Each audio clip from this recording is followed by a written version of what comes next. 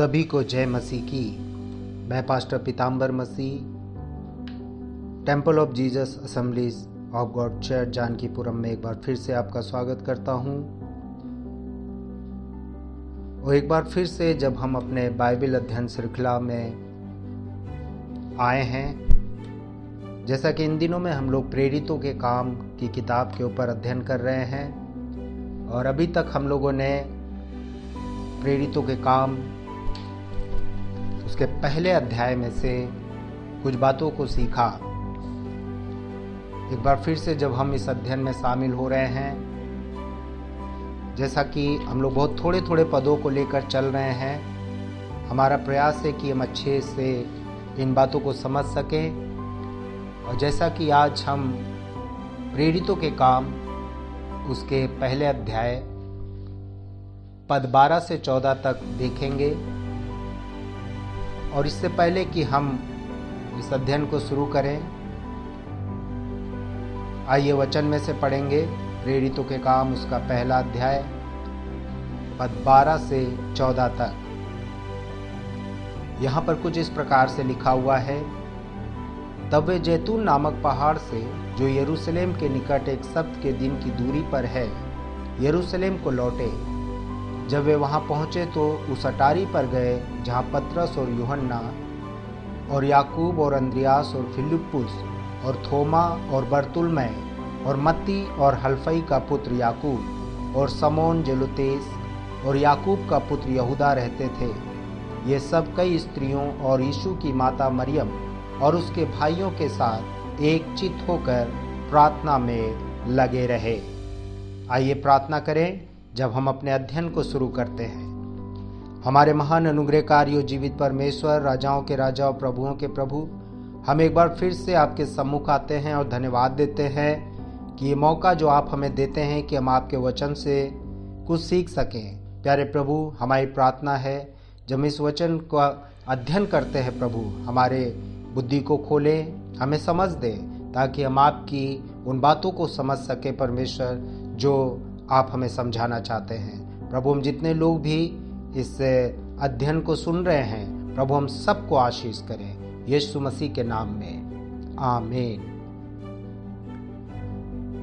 जैसे कि अभी हमने प्रेरितों के काम पहला अध्याय 12 से 14 तक में पढ़ा, आइए इस पे हम कुछ सीखें।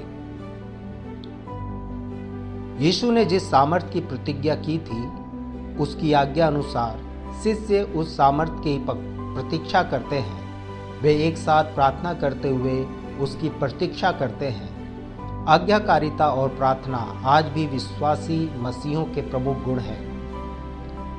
सच में जब हम आज्ञा मानते हैं, प्रार्थना करते हैं और प्रतीक्षा करते हैं, हम एक बेहतर परिणाम को देखते हैं। आज समस्या ये है कि हम प्रार्थना तो करते हैं कई बातों के लिए, लेकिन कई बार हम प्रतीक्षा नहीं कर पाते। हम बहुत जल्दी परेशान हो जाते हैं, बहुत जल्दी हम आशा छोड़ देते हैं। लेकिन बाइबल प्रतीक्षा के विषय में बहुत अच्छे से हमें समझाती है। और यहाँ पर जो घटना घटी है, ये यीशु मसीह जब उनका स्वर्गारोहण हो जाता है, उस समय की उसके बाद की घटना है। यीशु के शिष्य करीब 1 किलोमीटर चलते हुए यरूशलेम में अपने स्थान पर वापस आते हैं। ये पथरीली और पहाड़ी मार्ग की छोटी सी यात्रा थी, किंतु शिष्यों की मनोस्थिति को देखते हुए यह एक लंबी यात्रा थी। यह पर्वत शिखर पर हुए स्वर्गारोहण के अनुभव से लेकर घाटी के शहरी जीवन के अनुभव तक की यात्रा थी। वहां की स्थिति का जायजा लेने के उद्देश्य से एक ऊपरी कोठरी, जहां शायद उन्होंने फसह का पर्व मनाया था, जैसा कि हम मरकुस 14 अध्याय 12-16 में पढ़ते हैं, में एकत्रित होते हैं। लूका ये जानकारी भी देता है कि इस प्रारंभिक समूह में कौन कौन लोग शामिल थे। इसमें मुख्यतः 12 शिष्य यहूदा इस्करियोती के अलावा तथा यीशु के जीवन व मृत्यु काल में उसका साथ देने वाली महिलाएं शामिल थीं। इन सब के अतिरिक्त लूका के अनुसार इस समूह में यीशु के परिवार के सदस्य भी थे।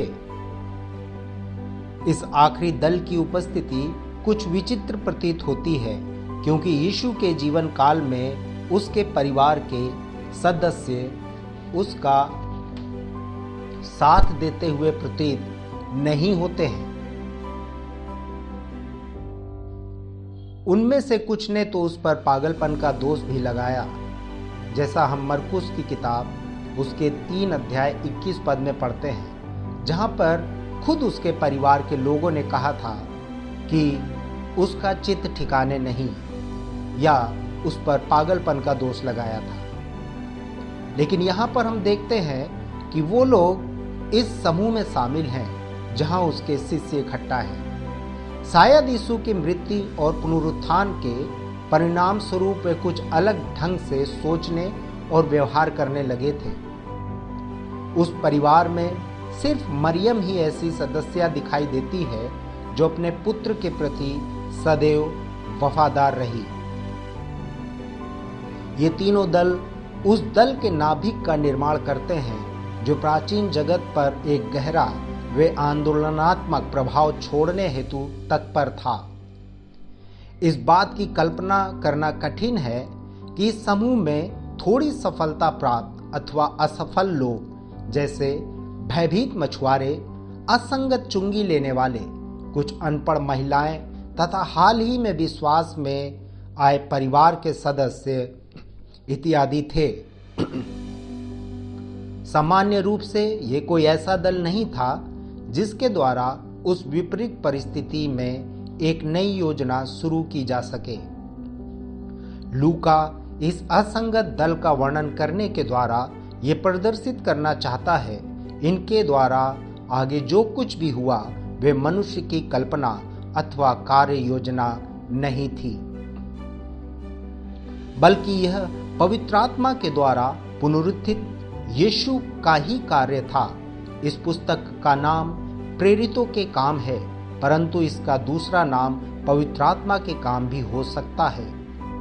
लूका द्वारा लिखित प्राचीन कलीसिया इस कहानी की कोई दूसरी व्याख्या नहीं हो सकती है। ये खंड प्रारंभिक मसीहों के 2 सफल सिद्धांतों के साथ समाप्त होता है। प्रथम सिद्धांत, वे एक चित्त थे, और द्वितीय सिद्धांत, वे प्रार्थना में लगे रहते थे, जैसे पद 14 में हमने अभी पढ़ा था। किसी भी कलीसिया में एक चित्त होकर प्रार्थना करना एक अनोखी शक्ति का स्रोत होता है। जब कभी परमेश्वर प्रार्थना का परिणाम वे शक्तिशाली प्रभाव के रूप में कार्य देखना चाहता है, तब अनेक मसीह और उसकी कलीसियाएं प्रार्थना की क्रियाशीलता द्वारा बदल जाते हैं। प्रार्थना किसी भी कलीसिया का प्रमुख कार्य है।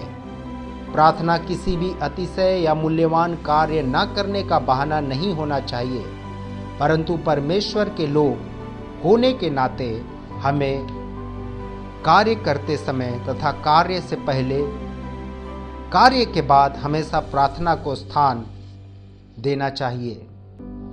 और आज कहीं ना कहीं इसी बात की कमी है। आज हम चिन्ह चमत्कारों को देखना चाहते हैं, आज हम अपने जीवनों में अद्भुत होता हुआ देखना चाहते हैं, लेकिन जो 2 सिद्धांत यहाँ पर भी बताए गए कि वे एक चित्त थे और वे प्रार्थना में लगे रहते थे, ये दोनों बातें आज मसीह जीवन से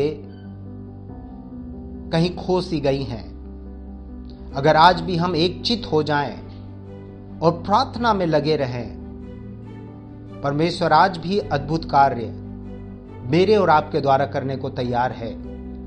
जैसा कि अभी हमने यहाँ पर पढ़ा कि ये समूह के लोग कोई बहुत प्रभावशाली लोग नहीं थे। इसमें जैसे भी हम पढ़ रहे थे, कुछ थोड़ी सफलता प्राप्त किए हुए लोग थे, कुछ असफल लोग थे, भयभीत मछुआरे जो डरे हुए थे, असंगत चुंगी लेने वाले, कुछ अनपढ़ महिलाएं और नए विश्वासी, लेकिन इनके अंदर जो खास बात थी वो ये थी, वे एक चित्त थे और प्रार्थना में लगे रहते थे। मैं और आप भी अगर हम एक चित्त हो जाएं और प्रार्थना में लगे रहें, परमेश्वर मुझे और आपको भी अद्भुत तरीके से इस्तेमाल करने के लिए तैयार है। सवाल है मेरे और आपके लिए कि हम क्या कर रहे हैं। क्या आप चकित हैं कि परमेश्वर ने अपना कार्य प्रारंभ करने से पहले किस प्रकार के लोगों का चुनाव किया? हम देखते हैं कैसे लोगों का चुनाव किया। असफल, डरे हुए लोग, अनपढ़, लेकिन परमेश्वर ने उन्हें इस्तेमाल किया क्योंकि उन्होंने अपने आप को दिया। मैं और आप अगर चुनाव करें तो कैसे लोगों का चुनाव करेंगे? हम बहुत ही अच्छे अच्छे लोगों को चुनना पसंद करते हैं, लेकिन परमेश्वर का चुनाव अलग चुनाव है। अपने मनों को तैयार करें, प्रार्थना में लगे रहें, एक चित्त हो जाएं और परमेश्वर के अद्भुत कामों को देखें। परमेश्वर आज के इस अध्ययन के द्वारा आपको आशीष दे। जैसा कि आज हमने प्रेरितों के काम पहला अध्याय 12 से 14 पद को देखा कि किस तरह से परमेश्वर ने इन साधारण लोगों को चुना अपनी महिमा के लिए। और मैं आशा करता हूं ये बाइबल अध्ययन आप लोगों के आत्मिक जीवन के लिए आशीष का कारण हो।